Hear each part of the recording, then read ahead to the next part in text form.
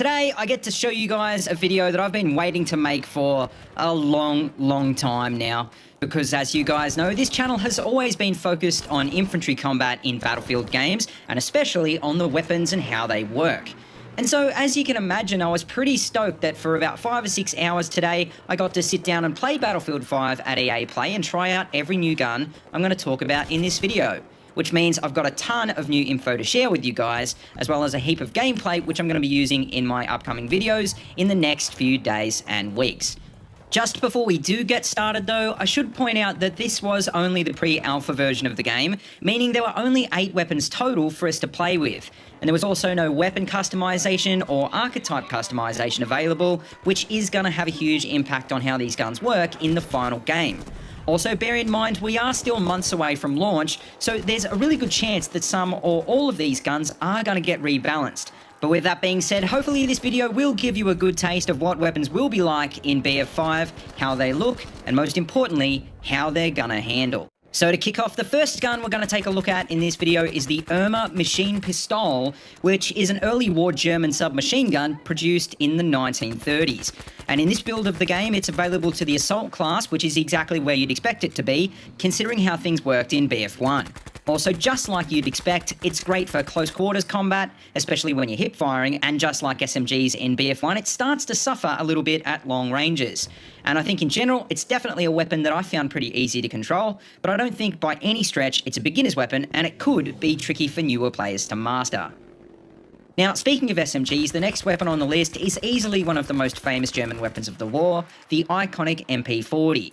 But unlike the EMP, even though it is an SMG, it's actually available to the medic class, which is a really good idea considering sometimes you want to play as a more aggressive frontline medic. Just like the EMP though, it's a great gun for close quarters, but I actually think it wasn't as strong overall, which makes sense considering medics aren't really meant to be the best at CQB. But with that being said, as you can see from the stats, it does have a slower rate of fire, and it was a bit easier to control, which did make it a bit more consistent at longer ranges. Now, next on the list is another iconic German weapon, the very first assault rifle ever developed, the STG-44, otherwise known as the Sturmgewehr. And like I just said, it's an assault rifle, not an SMG, which means it's obviously tied to the assault class, and it's going to be a bit better at longer ranges. The thing about assault rifles though is that they're always going to be a bit of a trade-off, because as you can see, it's nowhere near as easy to handle as the last two guns. And I think it's weapons like this that DICE were talking about when they said that they were upping the skill level of the game, because this weapon is seriously deadly, but only in the right hands. Now onto the support class, and just like always, they have the LMGs again, and as far as World War II LMGs go, you can't get more well known than the British Bren gun. And in this game, it's a beast, in more than a few ways actually, considering it hits ridiculously hard, but it can be really difficult to control at times. It's also got a really easy to use bipod that you can throw down for a bit more long range stability, which is actually a lot more effective now considering spotting is gone. More about this in another video. But with that being said, as you can see from the stats, it is pretty woeful at hipfire as you'd expect from an LMG, and with the mag on top, it's also got a pretty terrible sight picture. Now, speaking of machine guns, well, this next one, the German MG34, is actually a medium machine gun, whereas in previous games, it would have been considered an LMG. And in-game, that means it's only available to the machine gunner archetype, which is, on another note, the only other archetype other than the main ones that we got to use in this build. It's belt-fed, so you don't have to change mags, but unlike the Bren, the barrel will overheat if you're not careful, and you will also have a hard time using it if you're not using the bipod. But with that being said, as you can see, this gun fires at a ridiculous 670 RPM, which is way faster than any other gun in this build, and can really mow players down if you find yourself in a good position. Now, with all of the automatic weapons out of the way, the next gun on the list is actually probably my favourite weapon from the pre-alpha, the German Gewehr 43. And basically what this is a semi-automatic rifle, or SLR, for the medic class, just like we saw medics using in Battlefield 1. Except that in Battlefield 5, this thing is so powerful, especially now that health doesn't entirely regenerate, meaning you'll usually drop guys in 1 or 2 hits. But not just that, it's also got a decent cycle rate, it's reasonably easy to control, and in this build it had quite a nice 4x scope to dial in those medium to long range kills.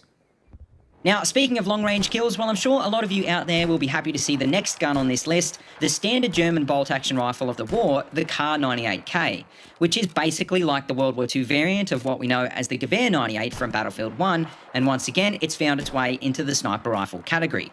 I shouldn't really need to explain too much about how this gun handles, but if you hear anything else about gunplay from the pre-alpha, probably what you're going to hear is that the sniper rifles were OP, and that's because in-game, this gun had a ridiculously fast bullet velocity, basically no bullet drop, and it could take out players in one shot way more than bolt actions can in BF1. But finally, the last gun on this list, but definitely not least, is the secondary weapon that was given to all classes in this build of the game, the German P38 pistol. And honestly, there's nothing really that special about this gun except for the fact that it was the standard German pistol of the war, and therefore it is very recognisable. It's easy enough to control, and it's more than capable of taking out enemies in a bad situation, but apart from that, it is a pretty stock standard sidearm. And so I think probably that means we're going to see this as one of the starter pistols in the base game, which will mean it's probably eventually going to get phased out of the meta as new and more exotic pistols come into the game. But anyway, guys, that just about wraps up this video, so let me know what you think about these new guns in the comment section below. In particular, let me know what your favourite is at the moment, and let me know what guns you'd like to see.